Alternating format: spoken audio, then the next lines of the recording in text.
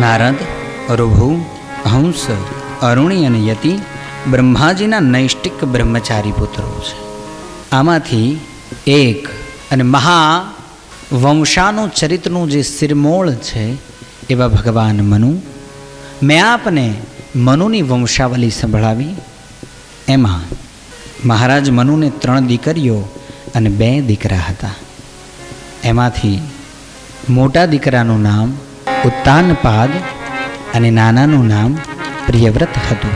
હું આપને વાત કરું છું ઉત્તાનપાદ રાજાની. મહારાજ, ઉત્તાનપાદ એટલે શું? ઉત્તાનપાદનો અર્થ શું થાય? જે ઊંધા પગ રાખીને જન્મ્યો છે એને ઉત્તાનપાદ કહેવાય. દરેક જીવ ઊંધા પગ રાખીને જ જન્મે. ઉત્તાનપાદ રાજાને 2 રાણી છે, સુનીતિ અને સુરુચિ.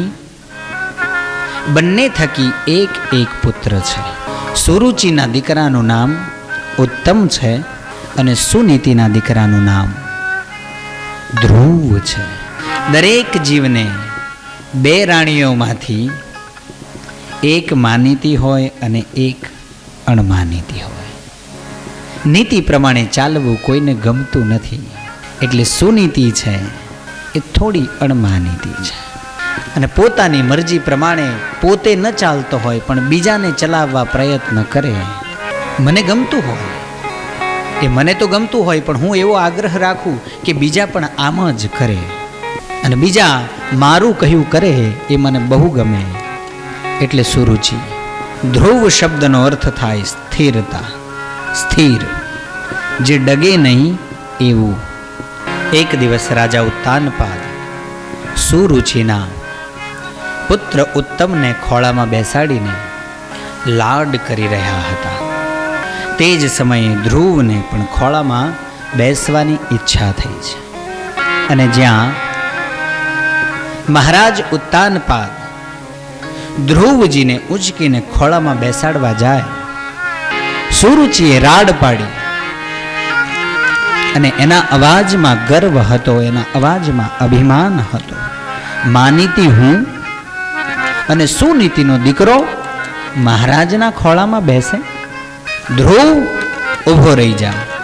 આજ્ઞાકારી ધ્રુવજી ત્યાં જ ઊભા રહી ગયા છે. માં, શું થયું? ખોળામાં ન બેસાય તારાથી. તું સુનીતિનો દીકરો છે, મારો દીકરો નથી. અને મહારાજને હું ગમું છું. ખોળામાં તો ઉત્તમ જ બેસે. તારે જો મહારાજના ખોળામાં બેસવું હોય તો પહેલા વનમાં જા, પરબ્રહ્મ નારાયણ ભગવાનને પ્રસન્ન કર.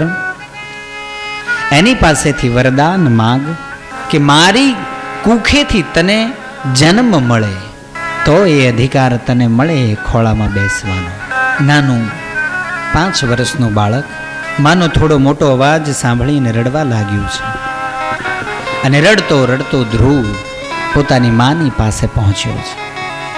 माँ, मैया ने मुझे ऐसा कहा कि तुम्हें अपने पिताजी के गोदी में बैठने का अधिकार नहीं है. उन्होंने कहा एक बार जंगल में जाओ, भगवान को प्रसन्न करो और फिर उनसे मांगो कि तुम मेरे यहाँ पुत्र रूप में आओ, तब जाकर ये अधिकार तुम्हें मिलेगा. સુરુચિએ સમજાવ્યા ધ્રુવજીને. એ તો કહે, બેટા આપણે ખોટું ન લડગાય, તું રોઈશ નહીં, રડીશ નહીં, કંઈ વાંધો નહીં, હશે. માં, ના, હવે હું જાઉં છું જંગલમાં. હું હવે ભગવાનને પ્રસન્ન કરીને જ આવીશ. મને એમ કે નાનકડું બાળક છે, જીદ કરે છે, હમણાં સમજી જશે અને આવી જશે. માએ ધ્રુવજીને ઘણા સમજાવ્યા પણ ધ્રુવજી માન્યા નથી. અંતે વનની વાટ લીધી છે. ગામની બહાર નીકળ્યા, જંગલમાં થોડા આગળ ગયા અને નારદજી મળ્યા છે. અરે બાળક, ક્યાં જાય છે? જંગલમાં જાય છે. આ તો જંગલ છે. મને ખબર છે આ જંગલ છે, કારણ કે છે તો ક્ષાત્ર બીજ. મને ખબર છે આ જંગલ છે.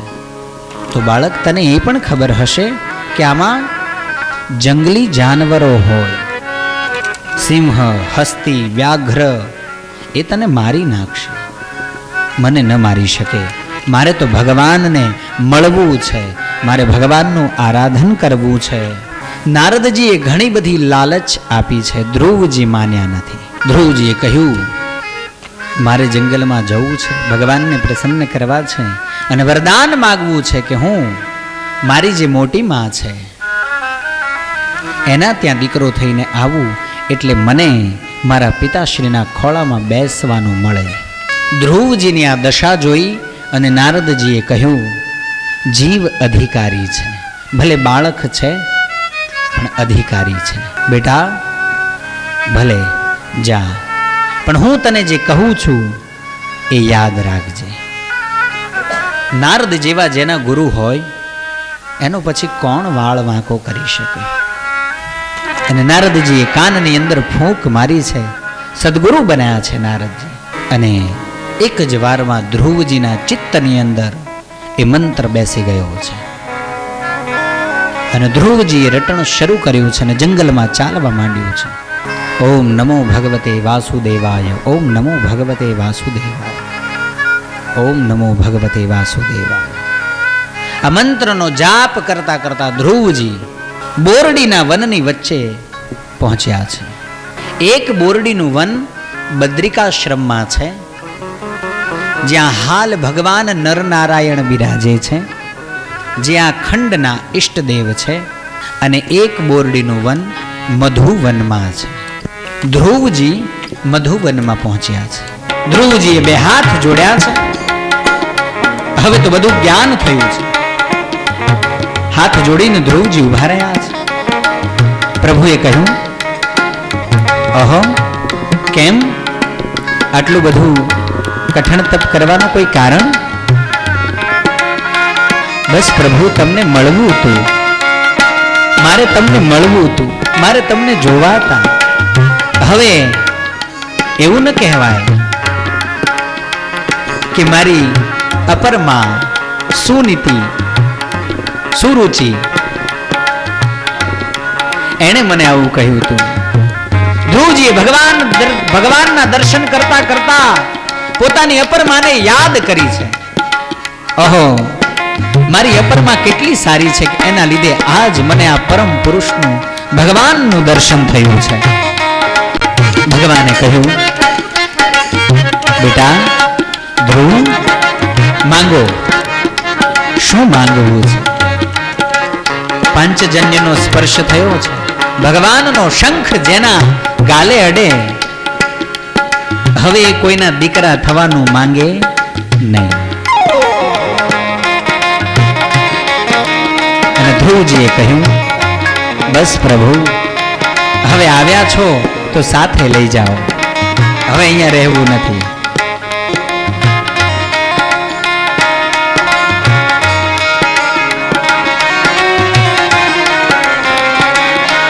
ધ્રુવજીના આવા શબ્દો સાંભળી ભગવાન રાજી થયા છે. ભગવાને કહ્યું, તથાસ્તુ કહી દઉં છું, પણ હજી વાર છે. હજી તમારે આ સૃષ્ટિના ચક્રવર્તી સમ્રાટ થવાનો છે, રાજ્યકાળને ભોગવવાનો છે, ઘણા કાર્યો કરવાના છે. એ કાર્ય પૂર્ણ થતા હું તમને ધ્રુવ પદ આપીશ, એવું ભગવાને વચન આપ્યું છે. બીજું કંઈ માંગવાનું હવે બાકી રહેતું નથી. ધ્રુવજી ઘરે આવ્યા છે. માને, રાજા ઉત્તાનપાદને સમાચાર મળ્યા છે કે ભગવાન પ્રસન્ન થયા છે. આવી જોત જોતામાં ધ્રુવજી મોટા થયા છે. રાજ્યનો કારભાર એમના હાથમાં લીધો છે. બન્યું એવું, એમનો નાનો ભાઈ ઉત્તમ, એ ઉત્તમ હિમાલયની તળેટીથી નીચેના ભાગની અંદર મૃગયા રમવા ગયેલો, અને એ વખતે અલકાપુરીના કોઈ યક્ષે એને મારી નાખ્યો. આ સમાચાર ધ્રુવજીને મળ્યા. અને ધ્રુવજી પોતાની સેનાની સાથે તૈયાર થઈ અને અલકાપુરીમાં યુદ્ધ કરવા ગયા છે. લાખો યક્ષોને મારી નાખ્યા છે. અંતે મનુ મહારાજ આવ્યા છે. માથા ઉપર હાથ ફેરવ્યો, કુબેરને બોલાવ્યા છે. કુબેર છે અલકાપુરીના રાજા છે અને શિવજીના મિત્ર છે.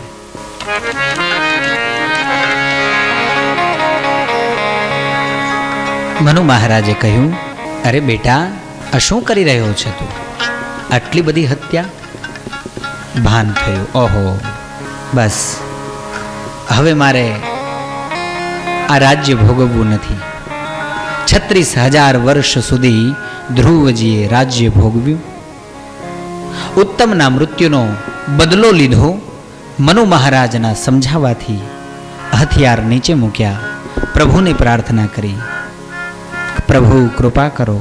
હવે બસ ભગવાન આવ્યા અને ઉત્તર દિશાની અંદર અંતરિક્ષમાં સર્વશ્રેષ્ઠ જે ધ્રુવજીનો તારો છે એ આખું ધ્રુવ રાજ્ય છે. ત્યાં મહારાજ ધ્રુવને અનંતકાળ માટે શાસન આપ્યું છે.